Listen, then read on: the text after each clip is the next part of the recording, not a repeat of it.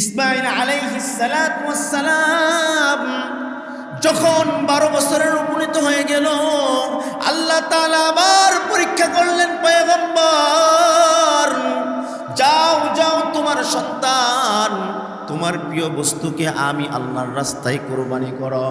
ইব্রাহিম আলাইহিস সালাতু ওয়াস সালাম সাথে সাথে 100 উট কুরবানি করলেন। আবার স্বপ্নের মধ্যে দেখাইলেন, ও পয়গম্বর, ও বন্ধু, আমার রাস্তায় তোমার প্রিয় বস্তুকে কুরবানি করো। হযরতে ইব্রাহিম আলাইহিস সালাম বুঝতে আর দেরি নাই, সাথে সাথে আবার মক্কার মধ্যে যখন রওনা হয়ে গেলেন, সেই সময় সেই মক্কার মধ্যে মানুষগুলো আবাদি হয়ে গিয়েছে।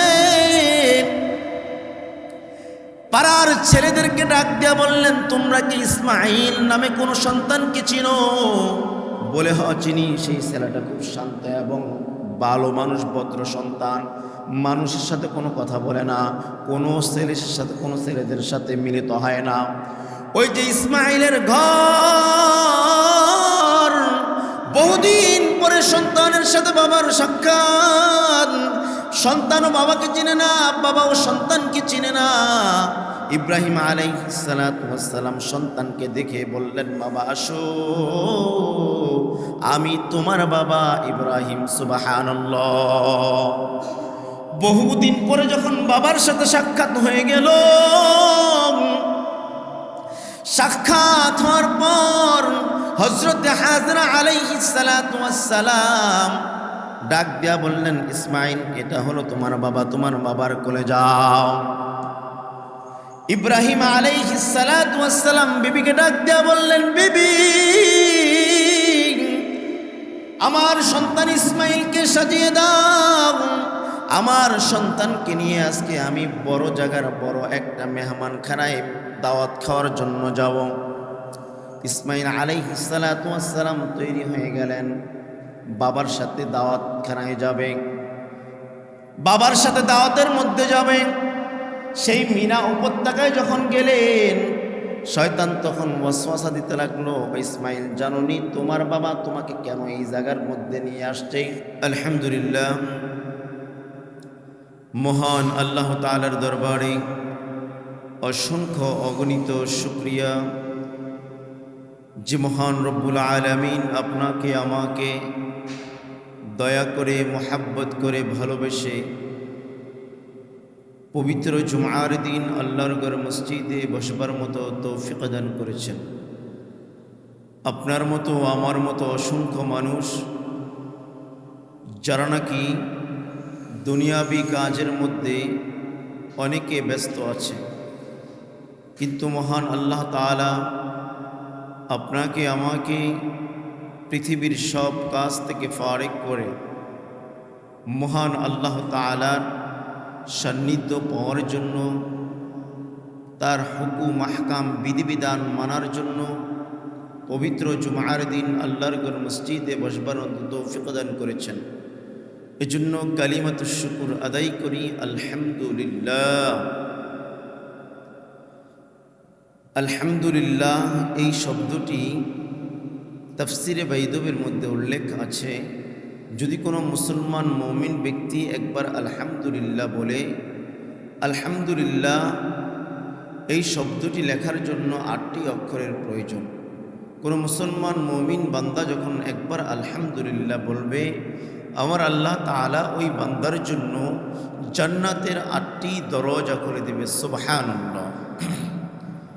আমরা সকলেই জান্নাতের যাত্রী, জান্নাতে যেতে চাই, কিন্তু জান্নাতের কাজ আমাদের করতে ভালো লাগে না। আল্লাহ তাআলার হুকুম আহকাম বিধিবিধান মানতে আমাদের ভালো লাগে না। মুসলমানদের উচিত আল্লাহর হুকুম আহকাম বিধিবিধান, তার নিয়ম কানুন অনুযায়ী পৃথিবীর মধ্যে চলা। তো আল্লাহ তাআলা আপনাকে আমাকে এত সুন্দর একটি পৃথিবী দান করলেন, নাজ নিয়ামত দিলেন, যাহা কিছু প্রয়োজন বান্দার জন্য সব কিছু তৈরি করলেন। আপনি আমি পৃথিবীর মধ্যে অনেক মানুষ, অনেক শ্রেণীর মানুষ দেখতে পাই, যেই মানুষগুলো নাকি হাঁটতে পারে না, চলতে পারে না, কথাও বলতে পারে না, তাদের ইচ্ছা আকাঙ্ক্ষা প্রকাশ করতে পারে না। কিন্তু আপনি আমি আমার শরীরের মধ্যে যখন তাকাই, আল্লাহ এত সুন্দর করিয়া যেখানে যেই জিনিসটা ফিট করার দরকার সেখানে ফিট করেন। আল্লাহ তাআলা কোরআন কারীমের মধ্যে বলেন, ওয়াত-তিনি ওয়াজ-যাইতুন ওয়া তুরি সিনিন ওয়া হাযাল বালাদিল আমিন। আল্লাহ তাআলা বলেন, বান্দা, তিনের কসম, জৈতুন ফুলের কসম, ওয়া হাযাল বালাদিল আমিন, ওই মক্কা শহরের কসম, আমি আল্লাহ তোমাকে উত্তম আকৃতি দিয়া তোমাকে বানাইছি। যে আকৃতিতে তোমাকে এত সুন্দর করিয়া বানাইছি, বান্দা কেন বানাইলাম? আমি আল্লাহর গোলামি করবা, আমি আল্লাহর সাথে তোমাদের ভালোবাসা থাকবে, মহাব্বত থাকবে, তোমরা নামাজের প্রতি যত্নবান হবা, আমার হুকুম আহকামের প্রতি তোমরা যত্নবান হবা। তাহলে দেখা যাবে আমি আল্লাহ তাআলা তোমাদেরকে অফুরন্ত রিজিক দিয়ে দিব, বান্দা তুমি কখনো কল্পনাও করতে পারবা না। ওমান ইয়াত্তাকিল্লাহা ইয়াজআল লাহু মাখরাজা ওয়া ইয়ারযুকহু মিন হাইসু লা ইয়াহতাসিব। তুমি কেন টেনশন করতেছো? তোমার কেন এত চিন্তা? তোমার কেন এত ভাবনা? তুমি কেন 2 নম্বরের পথের মধ্যে তুমি অতিক্রম করবা? কেন তুমি চুরির মধ্যে যাবা? কেন তুমি ডাকাতের মধ্যে যাবা? কেন তুমি সুদের কারবারের মধ্যে যাবা? কেন ছিনতাই করবা? কেন অন্যের হক, অন্যের মাল তুমি আত্মসাৎ করবা? কেন তোমার এত প্রয়োজন? তুমি আমি আল্লাহর দিকে একটু তাকাও, আমি আল্লাহর কাছে চাও, মসজিদমুখী হও, নামাজমুখী হও, আমি আল্লাহর কাছে 2 হাত তুলে কান্নাকাটি করো, দেখো নাচে আমি আল্লাহ তোমাকে দেই কিনা। তুমি একটু তাকাও, আমি আল্লাহকে ডাকো। আল্লাহ বলে ডাক দাও। এক বান্দা সনামকে সনাম বলে ডাকতেছে, ডাকতে ডাকতে বৃদ্ধ হয়ে গেল, কিন্তু সনামে তার ডাকে সাড়া দেয় না। একদিন জবান থেকে ভুলক্রমে তার জবান থেকে সামাদ শব্দটা বের হয়ে গেল। তখন সাথে সাথে আল্লাহ তাআলা বললেন, লাব্বাইক ইয়া আব্দি, বান্দা তুমি আমাকে ডাকো কেন? আমাকে তুমি ডাকো কেন? লোকটা আমাকে বলতেছে, আমি এতটা বছর সনামকে তো সনাম বলে ডাক দিলাম, আমার সনাম তো আমার ডাকে কোনো সাড়া দেয় না, কিন্তু একদিন ভুলক্রমে আমার জবান থেকে সমাদ শব্দটা বের হয়ে গেল, সাথে সাথে আমার মাওলা আমার ডাকে সাড়া দিয়ে দিল। ওই সনামকে বাদ দিয়ে আমি সমাদের গুণ কীর্তন, সমাদের হুকুম আহকাম বিধিবিধান মানতে রাখলাম। সুবহানাল্লাহ। তাহলে এত কেন টেনশন? কেন এত আমাদের চাহিদা? ওমান ইয়াত্তাকিল্লাহা ইয়াজআল লাহু মাখরাজা। আপনি আল্লাহর পথে চলেন না, আপনি আল্লাহর দিকে মুতাওয়াজ্জু হন, আল্লাহর দিকে একটু পথে চেয়ে দেখেন, আমার আল্লাহ আপনাকে গায়বী খাজানা থেকে পূরণ করে দেবে। সুবহানাল্লাহ। যেই প্রেক্ষাপট নিয়ে আলোচনা করব,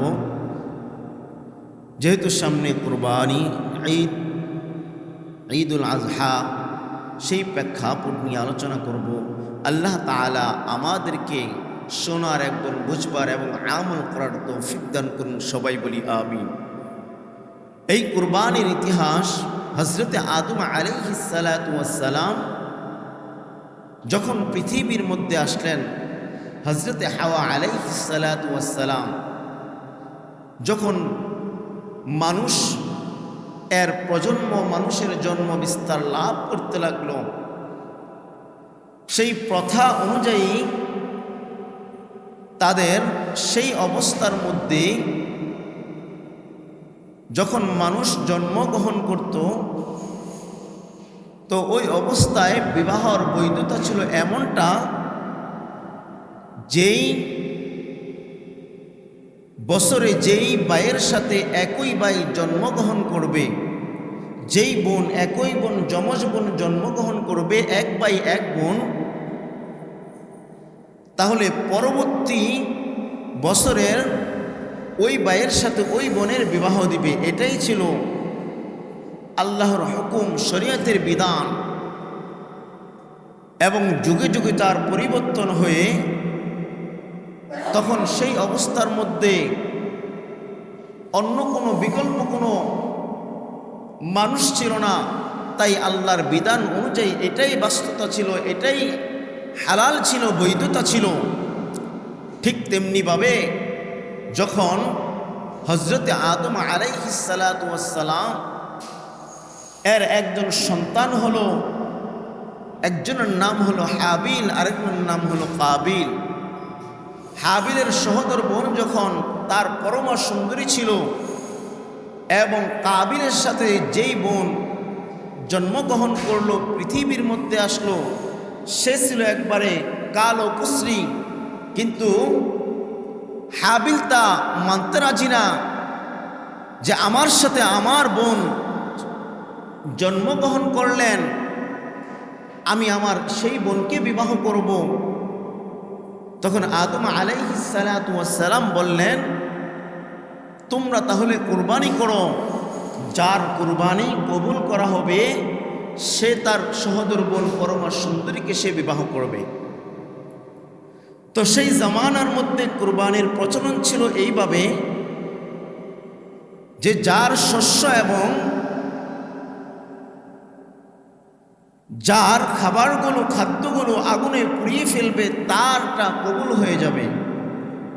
তো হাবিল ছিলেন, তিনি বেড়া এবং দুম্বাগুলো জবাই করে মাংসগুলোকে পাহাড়ের উপত্যকায় যখন রাখলেন, আর কাবিলের খাদ্য, কাবিল কৃষিকাজ করতেন, সেই সুবাদে তার খাদ্যগুলো সেই পাহাড়ের মধ্যে রাখলেন।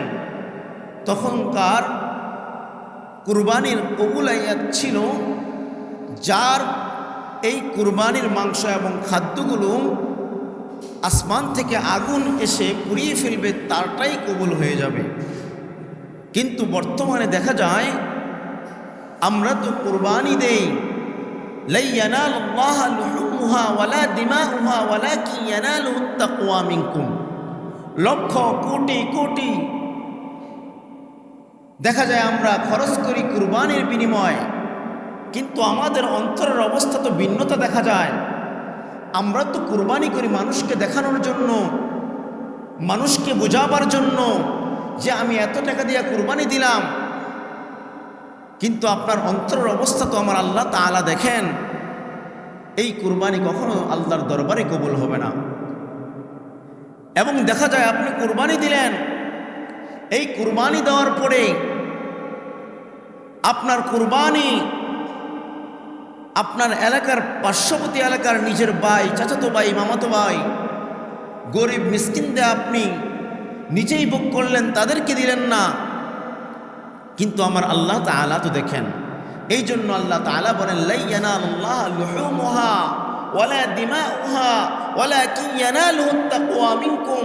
আল্লাহ তাআলা বলেন, বান্দা তুমি যেই কুরবানি দাও, এই কুরবানির রক্ত এবং মাংস কোনোটা আমি আল্লাহর কাছে পৌঁছাই না, তবে বান্দা পৌঁছায় একমাত্র তাকওয়া।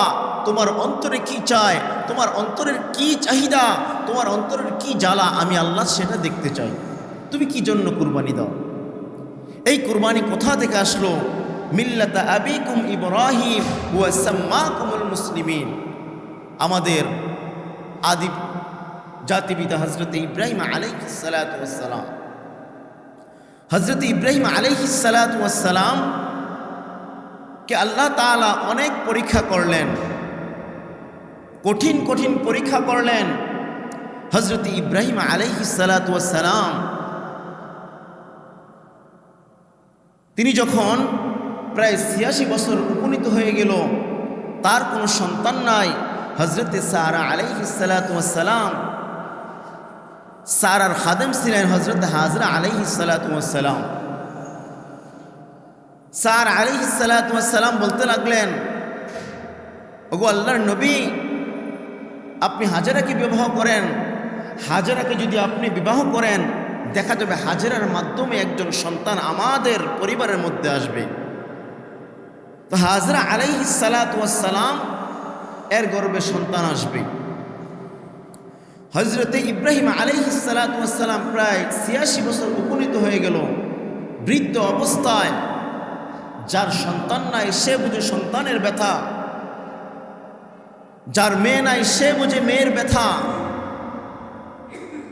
তো ইব্রাহিম আলাইহিস সালাতু ওয়াস সালাম বৃদ্ধ হয়ে গেলেন, কিন্তু আল্লাহর কাছে চাইতে লাগলেন, আল্লাহ আমাকে একজন নেককার সন্তান দেন। রব্বি হাবলি মিনাস সালিহিন, আল্লাহ গো আমাকে একটা নেককার সন্তান দেন। হযরতে ইব্রাহিম আলাইহিস সালাতু ওয়াস সালাম যখন কান্নাকাটি করে দোয়া করতে লাগলেন, আল্লাহ আমাকে একজন সন্তান দেন। আল্লাহ পাক রব্বুল আলামিন জিবরাইল আলাইহিস সালাতু ওয়াস সালামের মাধ্যমে ইব্রাহিম আলাইহিস সালাতু ওয়াস সালামের কাছে বললেন, আমার বন্ধুকে খবর দাও, ফাবাশশারনাহু বিগুলামিন হালিম, আমার বন্ধুকে খবর দাও, যাও তার একজন নেক সন্তান হবে আর তার নাম রাখবা ইসমাইল। সুবহানাল্লাহ। আপনি আমি যদি মনের মতো দোয়া করতে পারি, আল্লাহর দরবারে যদি কান্নাকাটি করতে পারি, ও আল্লাহ আমার একজন সন্তান নাই, ও আল্লাহ আমার একজন মেয়ে নাই, আপনি আমাকে একটি মেয়ে কন্যা সন্তান দান করেন। কয়দিন বিবিকে নিয়ে রাত্র যখন গভীর হয়ে যায়, কয়দিন বিবিকে নিয়ে নফল নামাজ পড়েছো, আমার আল্লাহর দরবারে যদি খাটি দিলে, আল্লাহর দরবারে কান্নাকাটি করতা, আমার আল্লাহ তাআলা আপনাকে অনেক সন্তান দিয়ে দিতেন। ইব্রাহিম আলাইহিস সালাতু ওয়াস সালাম যখন ৮৬ বছর উপনীত হয়ে গেল, যখন সন্তান লাভ করলেন, সন্তান যখন পৃথিবীর মধ্যে আসলেন, সন্তানের প্রতি মুহাব্বত, সারা আলাইহিস সালাতু ওয়াস সালাম ডাক দিয়া বললেন, স্বামী গো, দেখবেন আজকাল সমাজের মধ্যে একই করে দুইজন বিবি বসবাস করতে পারে না।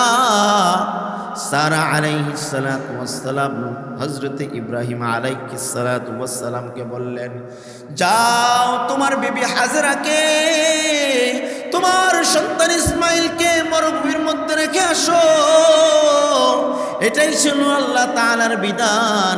আল্লাহ পাক রব্বুল আলামিন হযরতে ইব্রাহিম আলাইহিস সালাতু ওয়াস সালাম কে ডাক দিয়া বললেন, ও পয়গম্বর, আপনার মুহাব্বত আপনার ছেলের প্রতি বেড়ে গিয়েছে, যাও আপনার জন্য পরীক্ষা, আপনার সন্তান এবং আপনার বিবি হাজেরাকে মরুভূমির মধ্যে রেখে আসো।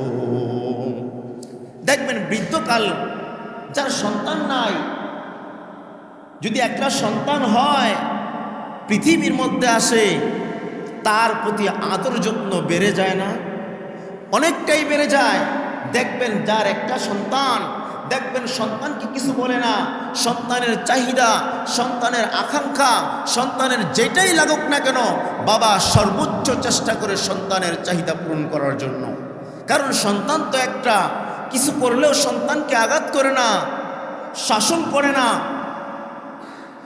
ইব্রাহিম আলাইহিস সালাতু ওয়াস সালাম তার সন্তানকে যখন মরুভূমির মধ্যে রেখে আসলেন, মরুভূমির মধ্যে রেখে আসার পর কিছু খাবার এবং কিছু পানি যখন দিয়ে আসলেন, হাজরা আলাইহিস সালাতু ওয়াস সালাম ডাক দিয়া বললেন, ও আল্লাহর নবী ইব্রাহিম, ও গো স্বামী, আপনি আমাকে যেই জায়গার মধ্যে রেখে আসছেন, যেই জায়গার মধ্যে কোনো মানুষও নাই, কোনো পানিও নাই, কোনো খাবারও নাই, আপনি আমাকে এমন এক জায়গার মধ্যে রেখে যাচ্ছেন। ইব্রাহিম আলাইহিস সালাতু ওয়াস সালাম হাজরার কোনো কথা শুনলেন না। হাজরা আলাইহিস সালাতু ওয়াস সালামের কোনো কথা শুনলেন না। চলতে চলতে যখন কিছু দূর যাওয়ার পর স্ত্রীকে একটু মিটি মিটি দেখা যায়, তখন আল্লাহর দরবারে দোয়া করেন, আল্লাহ আমার স্ত্রী এবং আমার সন্তানকে আপনার জিম্মায় রেখে গেলাম। আল্লাহ আমার স্ত্রীর জন্য, আমার সন্তানের জন্য 3টা জিনিসের ব্যবস্থা করে দাও। ওগো আল্লাহ, এই জায়গার মধ্যে মধ্যে মানুষের বসতি করে দাও, তাদের খাবারের ব্যবস্থা করে দাও, পানির ব্যবস্থা করে দাও। আল্লাহ পাক রব্বুল আলামিন দোয়াগুলো কবুল করেন, সুবহানাল্লাহ। ইসমাঈল আলাইহিস সালাতু ওয়াস সালাম যখন 12 বছরের উপনীত হয়ে গেল, আল্লাহ তাআলা আবার পরীক্ষা করলেন, পয়গম্বর যাও যাও, তোমার সন্তান, তোমার প্রিয় বস্তুকে আমি আল্লাহর রাস্তায় কুরবানি করো। ইব্রাহিম আলাইহিস সালাতু ওয়াস সালাম সাথে সাথে 100 উট কুরবানি করলেন। আবার স্বপ্নের মধ্যে দেখাইলেন, ও পয়গম্বর, ও বন্ধু, আমার রাস্তায় তোমার প্রিয় বস্তুকে কুরবানি করো। হযরতে ইব্রাহিম আলাইহিস সালাম বুঝতে আর দেরি নাই, সাথে সাথে আবার মক্কার মধ্যে যখন রওনা হয়ে গেলেন, সেই সময় সেই মক্কার মধ্যে মানুষগুলো আবাদি হয়ে গিয়েছে। পাড়ার ছেলেদেরকে ডাক দিয়া বললেন, তোমরা কি ইসমাঈল নামে কোনো সন্তানকে চিনো? বলে হ, চিনি। সেই ছেলেটা খুব শান্ত এবং ভালো মানুষ, ভদ্র সন্তান, মানুষের সাথে কোনো কথা বলে না, কোনো ছেলের সাথে, কোনো ছেলেদের সাথে মিলিত হয় না। ওই যে ইসমাঈলের ঘর, বহুদিন পরে সন্তানের সাথে বাবার সাক্ষাৎ, সন্তানও বাবাকে চিনে না, বাবাও সন্তানকে চিনে না। ইব্রাহিম আলাইহিস সালাতু ওয়াস সালাম সন্তানকে দেখে বললেন, বাবা আসো, আমি তোমার বাবা ইব্রাহিম। সুবহানাল্লাহ। বহুদিন পরে যখন বাবার সাথে সাক্ষাৎ হয়ে গেল, সাক্ষাৎ হওয়ার পর হযরত হাজরা আলাইহিস সালাতু ওয়াস সালাম ডাক দিয়া বললেন, ইসমাঈল, এটা হলো তোমার বাবা, তোমার বাবার কোলে যাও। ইব্রাহিম আলাইহিস সালাতু ওয়াস সালাম বিবিকে ডাক দিয়া বললেন, বিবি, আমার সন্তান ইসমাঈলকে সাজিয়ে দাও। আমার সন্তানকে নিয়ে আজকে আমি বড় জায়গার বড় একটা মেহমানখানায় দাওয়াত খাওয়ার জন্য যাব। ইসমাঈল আলাইহিস সালাতু ওয়াস সালাম তৈরি হয়ে গেলেন, বাবার সাথে দাওয়াতখানায় যাবে, বাবার সাথে দাওয়াতের মধ্যে যাবে। সেই মিনা উপত্যকায় যখন গেলেন, শয়তান তখন ওয়াসওয়াসা দিতে লাগলো, ইসমাঈল, জানোনি তোমার বাবা তোমাকে কেন এই জায়গার মধ্যে নিয়ে আসছে? তোমার বাবা তোমাকে জবাই করার জন্য নিয়ে আসছে। ইসমাঈল আলাইহিস সালাতু ওয়াস সালামকে ধোঁকা দিতে লাগলেন। ধোঁকা দিতে যখন লাগলেন, এই ধোঁকার মাধ্যমে তো আল্লাহ তাআলা ইসমাঈল আলাইহিস সালাতু ওয়াস সালাম এই শিশু বাচ্চাকে কি বুঝ দিয়ে দিলেন। ইসমাঈল আলাইহিস সালাতু ওয়াস সালাম বাবাকে প্রশ্ন করতে লাগলেন, বাবা, তুমি কি আমাকে এই জায়গার মধ্যে জবাই করতে নিয়ে আসছো? ইসমাঈল আলাইহিস সালাম ছোট বাচ্চা যখন এই কথাগুলো বলতেছে, এই কথাগুলো বলার পর ইব্রাহিম আলাইহিস সালাতু ওয়াস সালাম বললেন, হ্যাঁ, আমি স্বপ্ন দেখেছি, ইয়া আবাতি ফাআল মা তুমার সাতাজিদুনি ইনশাআল্লাহু মিনাস সাবিরিন। হ্যাঁ, আমি স্বপ্নে দেখেছি যে তোমাকে আমি আল্লাহর রাস্তায় কুরবানি করতেছি। ইসমাঈল আলাইহিস সালাতু ওয়াস সালাম কেমন সন্তান, বাবাকে ডাক দিয়া বললেন, বাবা, আপনার কোনো টেনশন নাই, আপনার কোনো চিন্তা নাই। যদি আল্লাহ তাআলা আপনাকে হুকুম করে থাকে, তাহলে আপনি আমাকে আল্লাহর রাস্তায় জবাই করে দেন, কুরবানি করে দেন। সাতাজিদুনি ইনশাআল্লাহু মিনাস সাবিরিন। আপনি আমাকে ধৈর্যশীল বান্দাদের কাতারে পাইবেন। ও বাবা, আপনি যখন আমাকে জবাই করবেন, আমাকে ভালো করে রশিদা বেঁধে নিবেন, কারণ আপনি হচ্ছেন আল্লাহর নবী। যদি জবাই করার সময় আমার হাত পার বাঁধন ছুটে যায়, তাহলে আপনার পায়ের সাথে আপনার শরীরের সাথে যখন লেগে যাবে, বেয়াদব হয়ে যাবে।